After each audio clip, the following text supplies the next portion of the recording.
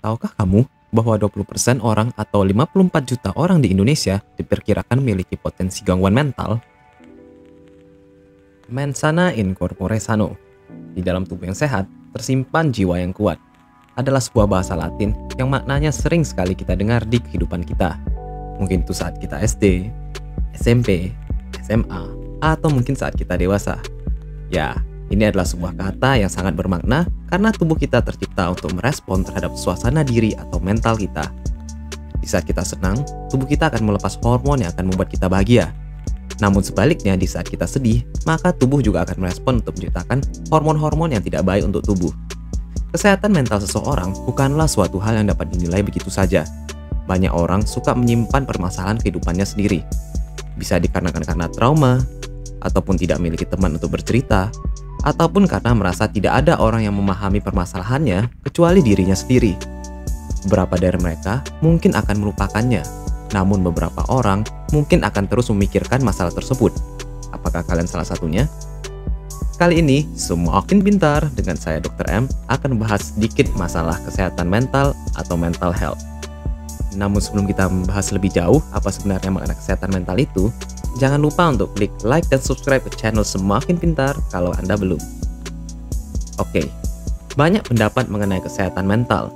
Namun, berdasarkan Organisasi Kesehatan Dunia atau WHO, mereka mengkonsepkan kesehatan mental sebagai suatu kondisi di mana suatu individu menyadari akan kemampuan dirinya sendiri, serta dapat menyesuaikan diri dengan stres kehidupan, dapat bekerja secara produktif, serta dapat memberikan kontribusi terhadap komunitasnya. Selain itu, konstitusi WHO juga menyatakan bahwa kesehatan adalah suatu kondisi lengkap dari sehat fisik, mental, dan sosial, serta bukan sekedar tidak ditemukannya suatu penyakit. Jadi, kalau gangguan mental ya kurang lebih kebalikannya. Tahukah kamu, berdasarkan data 2017, bahwa 10,7% dari manusia di dunia setidaknya mengalami gangguan mental, yang diperkirakan mencapai sekitar 790 juta orang di dunia. Wow, bukan suatu angka yang kecil bukan? Bayangkan saja, di tempat kamu beraktivitas, mau itu saat bekerja atau di kantor, 1 dari 10 temanmu bisa menderita gangguan mental dalam bentuk apapun. Selain itu, berdasarkan data WHO, lebih dari 700.000 orang meninggal karena bunuh diri setiap tahunnya. Jika dalam 1 tahun terdapat 31.536.000 detik, maka setiap 45 detik terdapat 1 orang yang bunuh diri di belahan dunia. Dan diperkirakan 48% orang yang bunuh diri diketahui setidaknya memiliki gangguan mental. Bayangkan saja, itu masih orang yang meninggal, belum lagi angka usaha-usaha bunuh diri yang gagal. Dan kita pun tidak tahu berapa orang yang setidaknya pernah memiliki pikiran untuk bunuh diri. Namun sebenarnya, apa saja sih gangguan mental itu?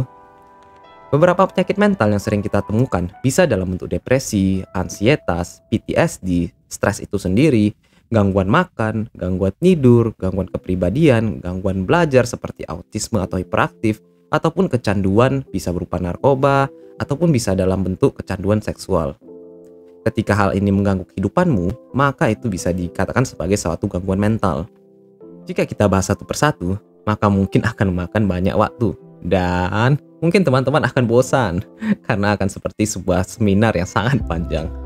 Namun ketahuilah bahwa ada lebih dari ratusan penyakit mental yang telah diklasifikasikan oleh dokter-dokter dan para ilmuwan sejauh ini di suatu panduan yang dikenal dengan DSM, atau Diagnostic and Statistical Manual of Mental Disorder.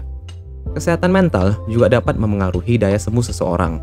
Berdasarkan sebuah penelitian di North Carolina yang meneliti hubungan antara depresi, yaitu salah satu mental illness, dengan penyakit gagal jantung, ditemukan bahwa pasien yang mengalami depresi memiliki angka kematian serta angka rawat ulang di rumah sakit yang lebih tinggi dibandingkan kelompok yang tidak mengalami depresi.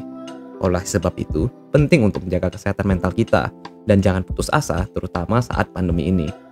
Untungnya, dunia kita sudah mulai mengarah ke arah yang lebih baik. Kesehatan mental sudah mulai dikenal dan disadari masyarakat di dunia, seperti adanya organisasi-organisasi peduli kesehatan mental, ataupun seperti pembuatan film-film mental illness seperti It's Okay to Not Be Okay. Selain itu, 10 Oktober juga dikenal sebagai Hari Kesehatan Mental Sedunia untuk selalu membuat kita aware dengan mental health. Jadi bagaimana Smarties? Sudah semakin pintar belum? Jika kamu setuju atau suka video ini, jangan lupa untuk di-like dan share video ini ke teman kalian. Cause if information can spread like love, then we can spread it to other people for better Indonesia. Dan jangan lupa subscribe ke channel Semakin Pintar untuk update video terkini. And thanks for watching, Smarties.